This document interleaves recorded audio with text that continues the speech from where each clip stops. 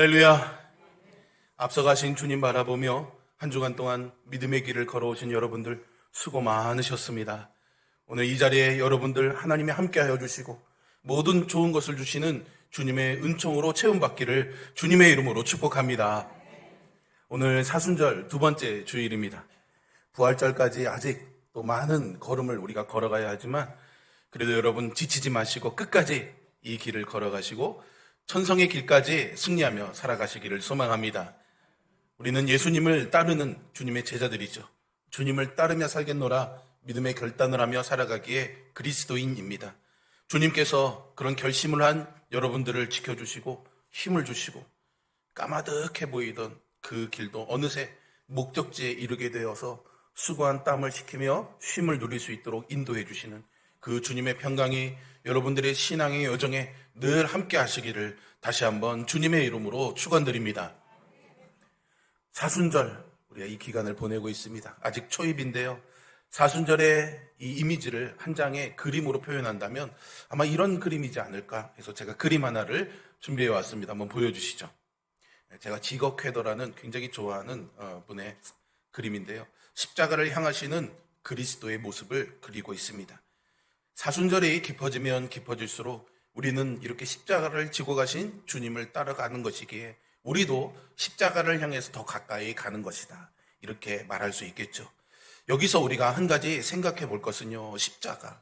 이 십자가라는 것이 단순히 우리 귀에 걸고 목에 걸고 다니는 그런 액세서리 같은 낭만적인 상징이 아니다라는 겁니다.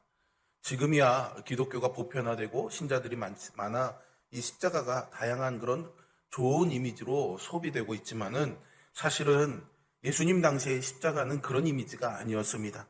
당장의 로마인들에게는 이 십자가형이요 살인자, 반역자, 노예, 이방인들을 고문하고 심지어는 나체로 발가벗겨서 고통을 받으면서 죽게 하는 극악한 형벌로 참혹함 그 자체를 상징했던 것이죠.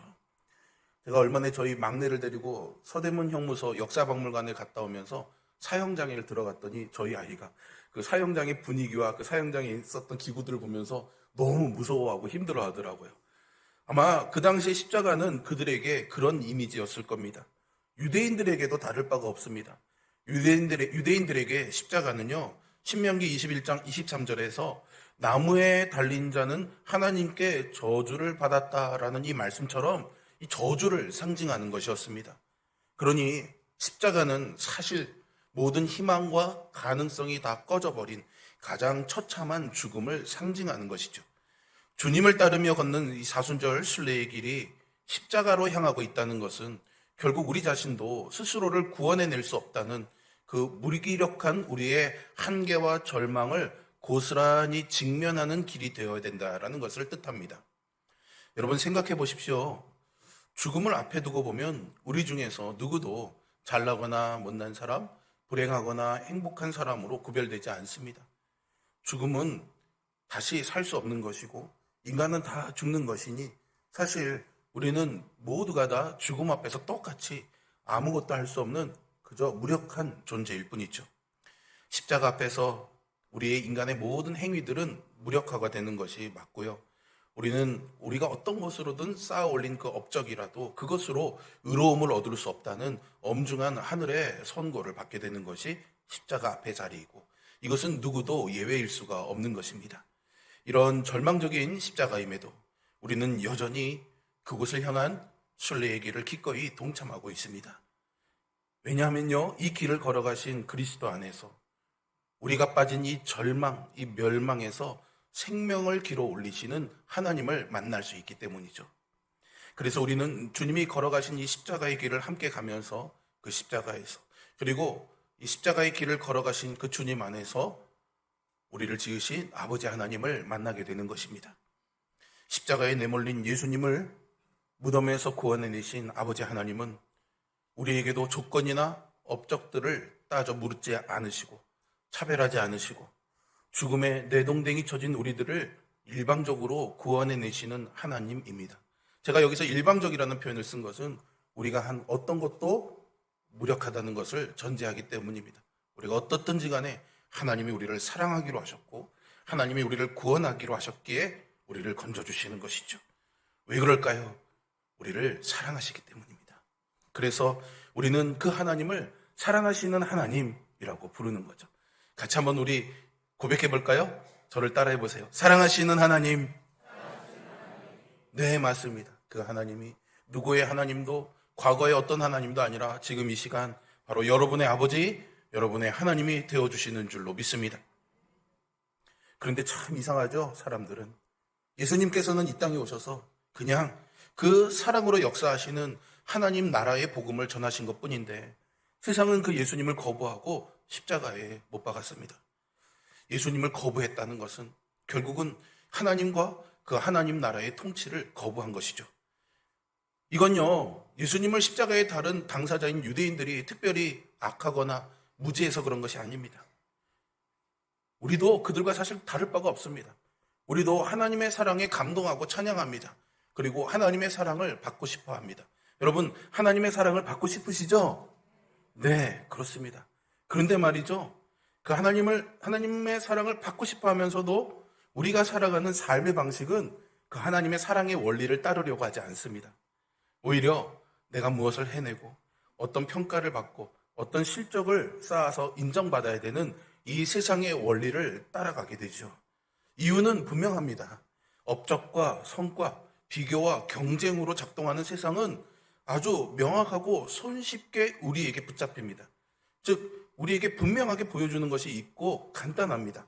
열심히 하면 되는 거고 그만큼의 노력과 결과가 따라오기 때문이죠. 하지만 어떤 효율이나 성과가 아닌 사람에게 집중하는 것이고 지금이 아니라 내일을 바라보는 이 하나님 사랑의 방식은요, 어떻게 보면 밑빠진 독에 물을 붓기식, 그래서 더디고 헛수고처럼 보이기 때문입니다. 사랑하는 성도 여러분, 하나님은 사랑으로 일하시는 분인 줄로 우리가 믿습니다. 우리는요, 그 하나님을 믿는 믿음으로 하나님의 백성으로 부름받은 사람들입니다. 하나님의 백성으로 부름받았다라는 것에는 하나님의 통치 아래 있다라는 것입니다. 하나님의 통치 아래 있기에 하나님이 주시는 복도 우리의 것이고 하나님의 통치 아래서 살아가야 되는 고난과 수고도 우리의 것이 되어야 되는 겁니다. 그러니까 우리가 하나님과 깊어지고 하나님과 더 깊이 사귀어지고 신앙이 성숙해진다라는 것은 바로 이 하나님의 법, 특별히 하나님의 사랑의 법에 익숙해지고 있다는 것을 뜻하는 거죠. 그런데 질문드립니다. 여러분들은 그 하나님의 사랑을 갈구하면서 하나님과 가까워지기를 구하면서 정말 그 하나님의 사랑의 법대로 살아가고 계십니까? 어느 목사님이요, 청년들을 데리고 단기 선교를 갔습니다. 중국으로 갔어요. 북한 접경 지역에서 백두산에서부터 이렇게 쭉 내려오는 그런 비전 트립이었습니다. 미니버스를 타고 막 가면서 북한 접경 지역을 가다 보니까 북한 사람들이 강 건너에 보이는 겁니다. 근데 어떤 때는 강폭이 넓어서 멀리 보이지만 어느 곳에 가니까 이 폭이 점점 좁아져가지고 바로 눈앞에 있는 것처럼 가까이 느껴지더랍니다. 조금이라도 큰 소리로 외치면 목소리를 들을 수 있을 것 같고 안녕하세요 하고 그러면은 답이 들려올 것 같은 그런 정도였다고 합니다. 그곳을 지나고 있는데 단기 선교팀 가운데 어떤 자매가요, 그 북한 사람들을 보면서 불쌍하다면서 울기 시작했습니다. 빼빼 마른 북한 병사들의 행진을 보면서 그들의 걷는 모습에도 아파했고요. 밤이 되자 북한 쪽에 불빛이 하나 없는 것을 보면서도 안타까워하고 그 어둠조차도 슬퍼했습니다. 그렇게 하루 종일 울다 보니까 눈이 아주 퉁퉁 부었더랍니다. 그날 밤 이 자매가요, 목사님을 찾아왔습니다. 목사님 생각에는 이 자매가 이제 감동받아서 중국 선교나 북한 선교에 지원하려나 보다 이렇게 생각을 했답니다. 그런데 이 자매가 와서 목사님에게 하는 말이요, 같이 숙소를 쓰고 있는 친구가 마음에 들지 않아서 목사님, 저 쟤랑은 같은 방 못 쓰겠어요 이렇게 말하더랍니다. 여러분, 우픈 이야기죠. 북한의 영혼을 위해서는 하루 종일 울고 슬퍼하고 가슴 아파하면서도 정작 나와 같이 방을 쓰는 친구 하나 이해하고 용납하지 못해서 쟤랑 방을 쓰고는 싶지 않아요 그렇게 말하는 것이 비단 이 자매뿐이겠습니까? 사실은 여기는 저를 포함한 우리 모두의 모습이기도 합니다. 이렇게 우리는 여전히 믿음을 부르짖지만 하나님의 방식인 이 사랑에는 너무나 미숙하기만 하죠. 옳고 그름을 따지는 데는 익숙하고 적극적인데 용납하고 사랑하는 일에는 서툴고 뒤로 미루기가 참 많습니다. 과연 주님이 우리에게 바라시는 것은 무엇일까요? 어떻게 해야 우리는 정말로 진정한 믿음의 사람이 되는 것이고 하나님의 사랑의 방식으로 살아가며 하나님의 나라가 내 삶에 임하는 것을 경험할 수 있을까요? 신구약 성경에는 그렇게 믿음으로 살았던, 하나님의 나라를 자신의 삶에 이루면서 하나님의 사랑의 원리로 살았던 수많은 믿음의 사람들이 있습니다. 그 중에서 신약과 구약에서 각각 믿음의 넘버원을 꼽으라면 저는 구약에서는 아브라함, 그리고 신약에서는 베드로를 꼽고 싶습니다. 이 두 인물을 통해서 우리는 믿음이 무엇인지, 그리고 우리가 얼마나 믿음과 신앙 안에 깊이 들어갈 수 있는지를 가늠해 볼 수 있을 것입니다. 먼저 우리가 살펴볼 인물은 베드로입니다. 가이사랴 빌립보를 향해서 가던 중 베드로는 예수님께 칭찬과 꾸지람을 듣습니다. 칭찬은 그의 위대한 신앙 고백 때문이었죠. 하지만 그 신앙 고백 뒤에 그는 혹독한 꾸지람을 듣게 되는데요. 그 이유는 예수님께서 제자들에게 많은 고난을 받고 장로들과 대제사장들과 서기관들에게 버림받아서 죽임을 당하시고 사흘 만에 살아나야 할 것을 말씀하셨기 때문입니다. 베드로는 이 이야기를 듣고 벌컥했습니다. 그래서 그 다음에 말씀해 보면 그가 주님을 붙들고 항변했다라고 말하죠. 이 붙들고 항변했다라는 말을 여러분 어떻게 그림으로 그릴 수 있겠습니까? 아마 대부분은 바짓가랑이 붙잡고 예수님 그러지 마세요. 나를 두고 어디 가시렵니까? 나를 두고 그냥 가시면 심리도 못 가서 발병 나실 겁니다. 뭐 이런 그림을 그려보실 겁니다. 그런데요, 이 원어의 의미를 더 깊이 들어가서 잘 따져보면요, 사실은 그렇게 매달리는 이미지가 아니라요, 사장님이 종업원한테 막 뭐라고 나무라는, 높은 사람이 낮은 사람을 대하듯 핀잔을 주고 책망했다라는 뉘앙스가 더 강합니다. 그러니까요, 지금 베드로는 예수님의 바짓가랑이를 붙잡는 것이 아니라 주님을 앞에 세우고 그러면 안 되는 거죠. 이렇게 주님께 꾸짖고 따지고 가르치고 있는 겁니다. 주님이 지금 하신 말씀은 될성 싶은 일도 아니고 그래서는 안 되는 것이고 틀렸다고 말하고 싶은 거죠. 아마 베드로의 입장에서는요, 충분히 그럴만하다고 생각합니다. 왜냐하면 자신의 삶을 송두리째 걸고 예수님을 따르고 있잖아요. 그런데 그 주님이 도대체 무슨 죄를 지었다고 죄인으로 내몰려 죽기까지 하셔야 된다니, 3년 동안 죽자 살자 따라온 자신과 자기의 동료들은 과연 어떻게 하라는 것인지 너무 무책임하다는 그런 생각이 들었을 겁니다. 그런데 우리를 포함한 제자들은 주님께 아무런 죄가 없다는 사실을 너무나 잘 알고 있습니다. 그러고 보니까 베드로의 이 모습을 보니까 좀 이상한 것이 느껴집니다. 왜냐하면 제자는 스승을 따르는 것 아닙니까? 제자는 주님께 듣고 따르는 사람이어야 되는데 지금 베드로는 오히려 주님 앞에 서서 주님을 꾸짖고 나무라고 있는 거죠. 그러니까 자기가 있어야 될 그 자리에서 벗어나게 된 겁니다. 그래서 주님께서 35절에서 제 목숨을 구하지 마라 말씀하셨는데 베드로는 자기 살 궁리만 하고 있으니 도저히 가만히 있을 수가 없었던 거죠. 주님은 스승을 꾸짖는 이 베드로의 오만함을 하나님의 일은 생각하지 아니하고 사람의 일만 생각하기 때문이라고 꾸짖으셨죠. 그러면 도대체 무엇이 하나님의 일인 것이고 무엇이 사람의 일인 것일까요? 바로 앞단락에서 아까 제가 말씀드린 칭찬받는 사건, 베드로가 주는 그리스도신이이다 놀라운 고백을 한 사람이었습니다. 그는 그의 고백을 하면서 주님이 어떤 분이신가에만 시선이 고정되어 있었습니다. 그렇게 주님을 바라보는 그 시선으로 주님을 자기 안에 가득 채우다 보니까 나는 없어지고 주님은 가득해져서 주님은 그리스도이십니다라는 고백을 할 수가 있었던 것이죠. 그럼 베드로를 주님이 칭찬하셨습니다. 칭찬받는 믿음이 바로 이런 것이겠죠. 하지만 그랬던 그가 주님이 하신 그 말씀에 주님이 어떤 분인데 죽으실 수가 있느냐며 절대로 그럴 수 없다고 따져 물은 겁니다. 물러설 기미는 요만큼도 보이지 않고 어떻게 보면은 싸울 듯이 덤벼들고 있는 거죠. 적어도 이 순간만큼은 주님은 틀렸고 자기는 옳다고 생각한 탓입니다. 얼핏 베드로의 이 큰 소리가 주님을 향한 그의 충성처럼 보일 수도 있습니다. 우리 주변에도 이런 베드로를 닮은 분들이 참 많습니다. 절대로 그럴 수는 없다. 교회 안에서 이런 건 안 되지. 아니면 이렇게 해야 교인이지. 어떻게 나한테 그럴 수가 있느냐? 이렇게 말하죠. 하지만 자기 생각, 자기 기준, 온전하지 않은 이 자기 것들만 붙들게 되면은, 아니면 세상의 말만 듣게 되면은 정작 자기 안에 계셔야 될 그 주님은 온데간데 없이 지워지고 마는 것입니다. 그래서 오늘 본문을 우리가 잘 들여다보면 주님이 아닌 베드로가 이야기의 전면에 등장하고 있는 것이죠. 주님이 아닌 베드로가 더 힘주어서 말하고 있습니다. 언제나 하나님의 뜻, 하나님의 말씀, 하나님이 이끄시는 길을 따르셨던 그 예수님과는 다르게 베드로는 지금 자기 생각, 자기의 가치관, 자기가 가려는 그 길만 보고 있고 심지어는 그런 자신의 가치관, 자신의 믿음이라고 생각하는 것, 자신의 방식을 주님께 강요하고 요구하고 있는 것이죠. 이것이 바로 주님께서 사람의 일이다 말하고 계시는 겁니다. 여러분, 하나님의 일이 무슨 대통령이 되고 전쟁을 그치는 그런 대단한 일만 하나님의 일이 아니지 않습니까? 작은 일들도 하나님의 일인 것처럼 사탄의 일도요, 사람의 일도 무슨 사람을 죽이는 대단한 일, 죄를 짓는 것만 사람의 일이 아닙니다. 우리를 스쳐가는, 우리가 옳다고 생각하는, 우리가 맞다고 생각하는 그런 일들도 주님이 계시지 않으면, 주님의 말씀에서 시작한 것이 아니라면 사람의 일이 될 수 있다는 것을 우리는 기억해야 하겠습니다. 그런데 말이죠, 창세기 17장에는 이런 베드로와 다른 길을 걷는 사람이 등장하는데요. 우선 우리 그 말씀을 드라마 바이블로 먼저 보도록 하겠습니다. 아브라함이 99세 때 여호와께서 아브라함에게 나타나서 그에게 이르시되 나는 전능한 하나님이라. 너는 내 앞에서 행하여 완전하라.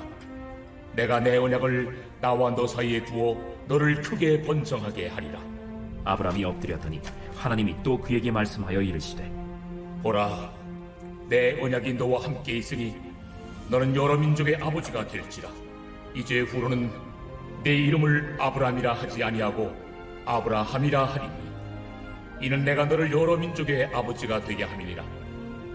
내가 너로 심히 번성하게 하리니 내가 내게서 민족들이 나게 하며 왕들이 내게로부터 나오리라. 내가 내 언약을 나와 너 및 네 대대 후손 사이에 세워서 영원한 언약을 삼고 너와 네 후손의 하나님이 되리라. 아멘. 여러분, 아브라함에게 있는 유명한 별명이 있죠. 뭡니까?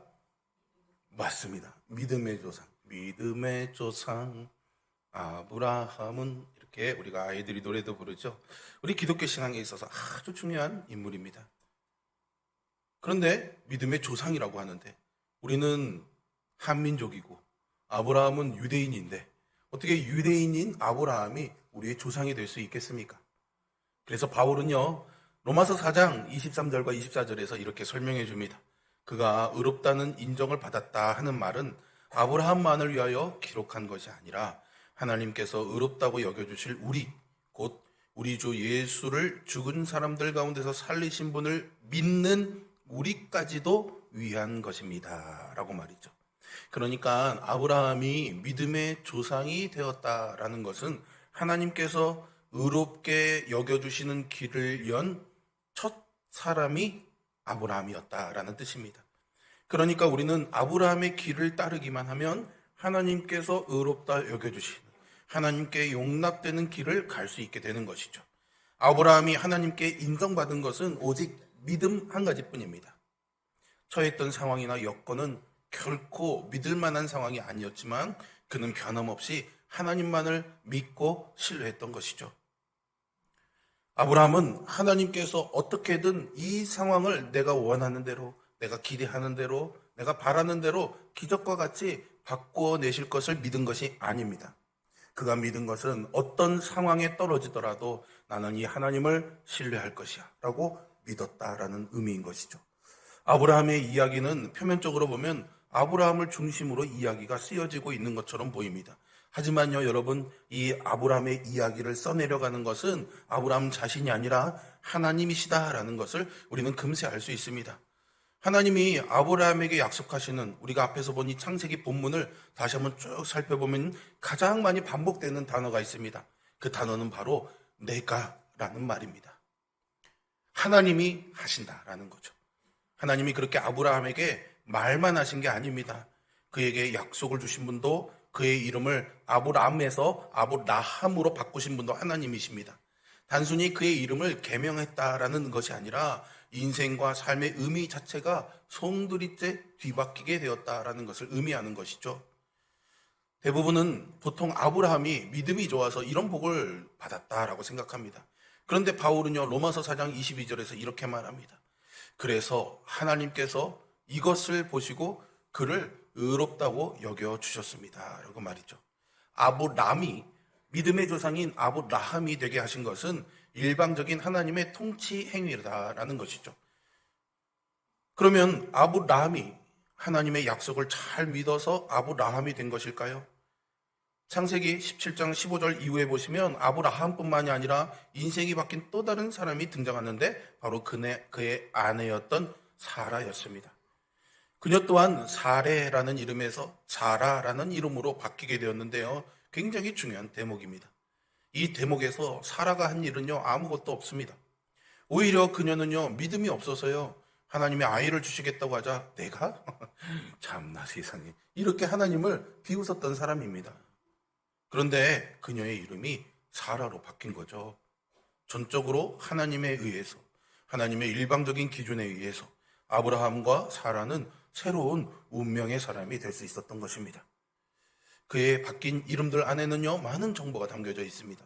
아브람은 아버지는 높으시다라는 뜻입니다. 그런데 바뀐 아브라함은 큰 무리의 아버지, 열국의 아비라는 뜻입니다. 사레라는 뜻은 나의 여왕, 나의 공주라는 뜻이고요. 사라는 열국의 어머니라는 뜻입니다. 스스로를 아버지로, 공주로 그렇게 입증하고 살아야만 했던 아브람, 사레가, 그런 우리가 이제 주님을 따르는 그 믿음의 길에서 만국의 아비가 되었고 열국의 어미로 높여진 것이죠. 이 모든 것들은 하나님이 하신 일이라는 겁니다. 시편 22편 24절에 보시면 그는 고통받는 사람의 아픔을 가볍게 여기지 않으신다. 그들을 외면하지도 않으신다. 부르짖는 사람에게는 언제나 응답하신다라면서 하나님은 부르짖는 사람에게 언제나 응답하시는 분이라고 노래합니다. 우리도 이 하나님을 믿습니다.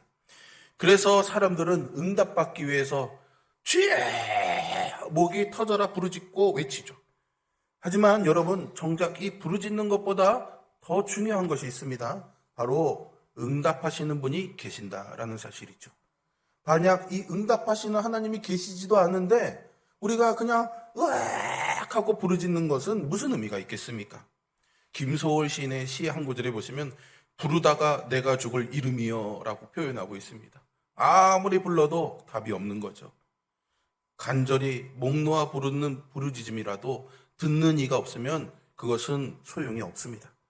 여러분, 믿음보다 더 우선되고 믿음보다 먼저인 것이 있습니다.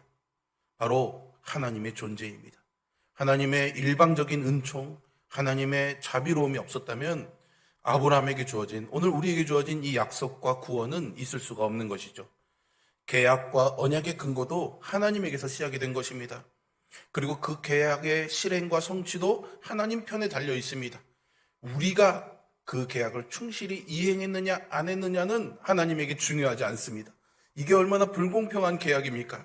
우리가 어떻든지 간에 하나님은 약속하신 것을 반드시 해내신다는 겁니다. 그래서 우리에게 그것이 은혜인 것이죠. 성경은 그것을 헤세드라고 말해주고 있는 것입니다. 우리를 구원에 이르게 하는 믿음이라는 길이 예수님을 통해 열렸지만 그 길을 통한 구원의 보장은 오직 하나님에게만 있을 뿐입니다. 물론 믿음으로 구원 얻는다는 것, 이건 우리에게 너무나 귀한 은혜이죠. 하지만 본질적인 것은 구원이 믿음으로 나아간 우리에게 있는 것이 아니라 그런 믿음에 응답해 주시고 일하시는 하나님에 의해서 이루어진다는 사실입니다. 여러분, 성경이 말하는 이 사실을 꼭 기억하시기 바랍니다. 그래서 하나님께 구원을 받고 하나님의 자녀가 된 사람들은 하나님의 일을 하면서요, 말이 별로 없습니다. 내가 한 게 아니거든요. 내게 한 게 아닌데 어떻게 말을 하겠습니까? 그런데 내가 했다고 생각하면 말이 많습니다. 이 관계가, 이 구원이 나에게 달려있지 않고 내가 따르는 분, 하나님에게 달려있다는 것을 안다면은 우리는 함부로 말하지 않습니다.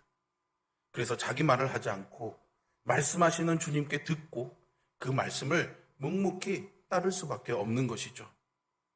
그래서 다는 아니지만 사실은 교회에서 보면 말 많은 분들이 사실은 문제도 많이 일으킵니다. 모든 분들이 그렇다는 이야기는 아니니 오해는 하지 마십시오. 그 말에 하나님의 것이 담겨 있으면 됩니다. 그런데 그 말에 하나님께로부터 온 것이 아니라 자기의 것을 이야기하면 문제가 될 수밖에 없고, 그런 말을 많이 하다 보면 어려움을 겪을 수밖에 없는 거겠죠. 그러니 우리는 말을 하되 하나님의 것으로 말해야 됩니다. 그러면 하나님께 들어야 됩니다. 잘 듣는 사람이 되어야 되는 것이죠. 잘 듣는 사람은요, 세상으로부터 듣지 않습니다. 사람에게서 듣지 않습니다. 게다가요, 이건 틀렸고 이건 옳은 거다라고 주장하는 내 안에 있는 뿌리 깊은 나의 자아, 내 속에 있는 나의 목소리도 듣지 않습니다. 잘 듣는 사람은 열심히 듣는 사람이 아니라 주님께 듣는 사람이 잘 듣는 사람입니다. 주님께 들으려면 나에게서 돌아서야 됩니다. 이것을 성경은 자기 부인이라고 말하죠. 결국 주님을 믿는다라는 것은 주님을 통해서 뭔가 대단한 일을 하는 것이 아니라 끊임없이 자기를 부인하고 주님의 말씀을 듣고 그 주님의 말씀을 길라잡이 삼아 사는 것임을 알 수 있는 것이죠. 예수님은 베드로에게 사탄아 내 뒤로 물러가라 말씀하셨습니다. 당신이 가시고자 하는 그 길을 막고 나는 옳다, 나는 틀리지 않다며 자기 자신을 붙들고 있는 베드로를 향한 주님의 책망이었죠. 사탄아 내 뒤로 물러가라는 이 주님의 말씀을 들은 베드로는 이제 어떻게 해야 되는 것일까요? 주님께 책망받았으니 그는 과연 어디로 가야 하는 것일까요? 우리는 여전히 베드로를 기준 삼아서 어디로 갈지를 고민합니다. 그러니 갈 곳이 잘 보이지 않죠. 당황스럽습니다. 사탄아 내 뒤로 물러가라 꾸짖던 이 주님의 책망은요, 절대로 이 베드로를 면박 주거나 그를 저주하거나 그를 내치시려고 하신 말씀이 아닙니다. 성경이 제시하는 기준은 주님입니다. 주님 앞에 서는 사람은 늘 뒤로 물러서려 하지 않습니다. 그러나 우리는 오늘 이 주님의 말씀을 들었다면 뒤로 물러서야 되는 것이고, 물러서는 그 자리는 바로 주님의 뒤가 되어야 할 것입니다. 주님을 가로막고 주님을 앞서려는 교만한 자아를 부인하는 곳, 그곳이 바로 주님의 뒤인 것이죠. 그리스도인은 그리스도를 따르는 이들인 것처럼 주님의 뒤를 쫓는 이들을 주님의 제자라고 부릅니다. 물러가라던 주님의 말씀이 내 뒤로 오라는 말씀으로 우리의 귀에 다시 들려야 됩니다. 혼자서 어찌할 바를 몰라 방황하지 마시고 주님을 앞세우시고 너는 나를 따르면 된다, 그런 제자가 되기만 하면 된다라는 이 주님이 주시는 위로의 말씀을 듣는 우리 모두가 되기를 소망합니다. 이 복음서를 처음에 읽었던 초대교회 신자들은 박해와 혼돈에 내몰렸습니다. 언제나 어떻게 해야 되나라는 고민을 안고 살았던 사람들이죠. 그런데 제자들의 이 말을 통해서 주님의 이 말씀을 기억해내면서 언제나 자신보다 앞서가시는 주님이 계시다는 믿음으로 그들은 돌아올 수가 있었던 것입니다. 주님은 언제나 다른 길로 내몰리고 세상의 방법에 휘둘리는 우리들을 부족하고 어리석다고 내치시지 않습니다. 만일 주님께서 세상과 같은 방식으로 일하셨다면 베드로도 우리도 이미 주님에게서 쫓김을 받아야 됐겠죠. 그러나 주님은 심지어 이 사탄에 휘말려서 하나님의 일을 가로막던 걸음이더라도 우리가 다시 있어야 될 자리, 주님의 뒤로 오라고 우리에게 말씀하고 계십니다. 주님의 뒤편은 어떨까요, 여러분? 주님의 뒤편은 주님의 등짝만 보입니다. 다른 건 아무것도 보이지 않습니다. 세상의 염려도, 세상의 두려움도 보이지 않습니다. 심지어는 자기 모습도 보이지 않고 주님의 모습만 보이는 것이 바로 주님의 뒤 아니겠습니까? 그러므로 여러분, 두려워하지 마십시오. 낭망하지 마십시오. 여러분들의 눈에 들어오는 것으로 넘어지지 마시거나 넘어지지 마시고 유혹받지 마십시오. 오직 주님만 바라보시고 하나님의 구원에 의지하며 살아가야 합니다. 그래서 우리는 내일을 염려하지 말고 주님을 따르기만 하면 되는 것이죠. 앞서 걸어가 주시려고 이제 나의 뒤로 물러서 있으라라는 이 주님의 음성을 듣고 여러분들의 삶의 곁을 주님께 내어드려야 합니다. 믿음이 그런 것입니다. 믿음의 근거는 우리 자신이 아니라 주님께 달려 있습니다. 사순절 기간을 우리가 보내고 있습니다. 모든 것이 사라지고 오직 구원하시는 주님의 은총만 남는 십자가의 길. 제자로서 우리가 있어야 될 것은 주님의 앞이 아니라 주님의 뒤라는 사실을 가르쳐 주시는 이 주님의 말씀에 응답하시면서 주님의 뒤에서 주님을 따르는 제자로 살아가는 우리 모두가 될 수 있기를 주 예수 그리스도의 이름으로 축복합니다. 기도하겠습니다.